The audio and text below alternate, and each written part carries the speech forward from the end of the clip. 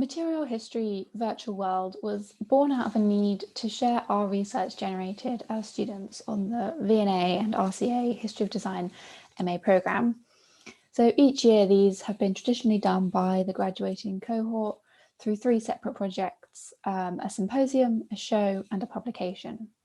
However, with the uncertainty and geographical scattering that's been caused by the pandemic, we decided to bring the 3 together under a single digital platform.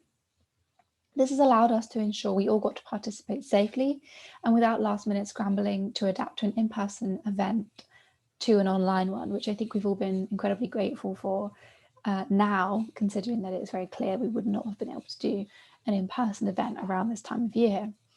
And by hosting them together in a single website, we've actually found that there's many advantages to the digital. It's really enabled us to draw out the connections more clearly between individuals' work, and it allows visitors to view all the different outputs stemming from students' research in one place. So these 3 main streams are being staggered in our release.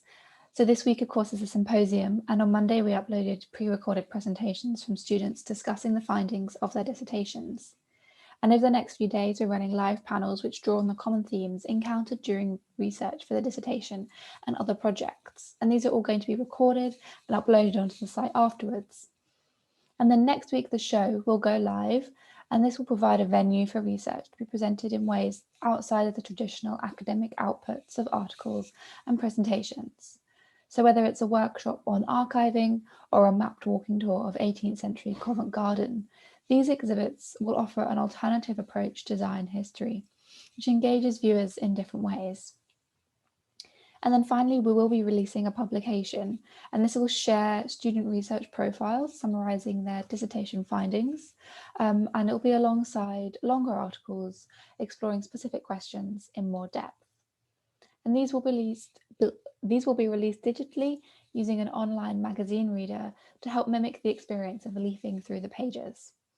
And there are also plans to have it printed physically, and we're going to find ways to distribute it without the in-person gatherings that it would usually be shared in. The strength of a single platform means that these varied mediums can sit side by side and be explored together by visitors. This allows all aspects of students' work to come to the fore through outputs that can highlight different sides of their research. The website itself is, of course, where all this material will be hosted, and it's been curated across the geographies and themes that students' research touches on, revealing the connections, overlaps and gaps in the work represented amongst our cohort.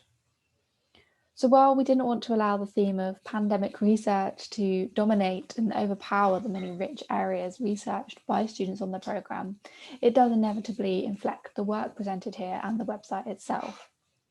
Our title and website design are intended to root our work back in the physical spaces and material objects that characterised our first 7 months on the course. Of course, all researchers have had to adapt to being cut off from the libraries, archives and collections that feed our investigations.